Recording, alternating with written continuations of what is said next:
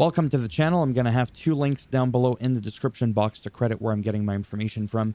The notepad here that I have is just a short summary of the first link, and then I'm going to narrate here the second link here. So let's get right into it. So Madden 26, there's going to be quarterback and coach DNA. Essentially, quarterback DNA accurately portrays the way each quarterback behaves and moves in the pocket. Coach DNA aims to more accurately reflect the play calling tendencies and styles practiced by the coaches. Real-time coaching AI, opponents not feeling as scripted and able to adjust to your play style so you're not as easily able to cheese them, for example. So I think that that's actually pretty cool.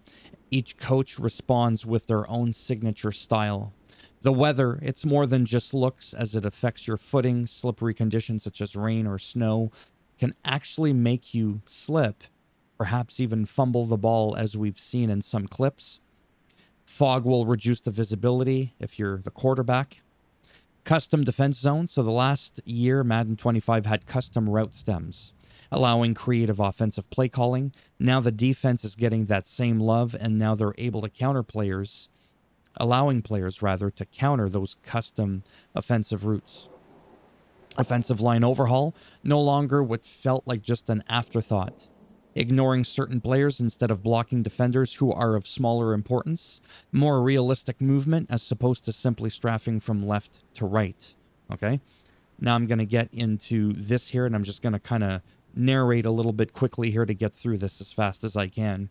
So the expanded physics-based gameplay, building on last year's BoomTech, Madden 26 introduces more tackle types driven by physics rather than scripted outcomes, which is huge. Wrap catch tackles for DBs, trying to prevent big gains. In-range lunges where defenders dive or lean into a tackle without losing balance. Unprepped hit sticks that trigger harder hits when the ball carrier's off guard. These new tackle types join returning physics-based systems like hit sticks, cut sticks, and dive tackles, all of which now trigger based on timing, player positioning, and ratings matchups. Timing-based tackle and stiff arm controls. Timing matters more than ever as EA has expanded last year's hit stick timing mechanic to a wide range of interactions such as strip ball tackles, conservative wrap tackles, lunge and dive tackles, catch, knockouts, and swats. But it's not just defense. Now trucks and stiff arm are also timing-based. If you hit the input at just the right moment, you'll trigger more powerful animations and stand a better chance of breaking the tackle. Reach for sticks mechanic. If the player's arm is free and the tackle isn't complete, the ball will stretch forward. AI-controlled players will now attempt this based on their awareness rating. High risk getting hit while reaching out raises the chance of a fumble. It's a small detail that adds big drama to short yardage situations. Wear and tear system adds to fatigue realism. This is the system that was introduced in College Football 25 last year that everybody wanted to see in Madden, and now it looks like we're getting it. It introduces the wear and tear system that tracks every hit and snap a player takes, and over the course of a game and across the entire season as well. Heavier contact and longer plays wear the players down faster. Star players used too often will fatigue quicker in key moments. The more a player wears down, the greater the risk of fumbles, drops, and stamina penalties. This system forces smarter rotations, particularly in franchise and superstar modes, but it affects all gameplay. If you're feeding one RB all game long or scrambling 15 times with your quarterback, they'll wear down and eventually you'll pay for it. There's probably going to be a slider for that. Dynamic subs without having to pause. To help manage fatigue, Madden 26 adds dynamic substitutions so it doesn't interrupt the game. Swap out tire players without even calling a timeout or entering the pause menu. Triggered by pre-play inputs or prompted when fatigue hits a critical threshold. Lets you keep drives. Lets you keep drives alive. My goodness, with fresh legs without breaking immersion. I need to go back to bed. I'm on 4 hours of sleep. Then again, I normally only get 4.5 or 5. Combined with the wear and tear, this gives you that real-time roster management tool.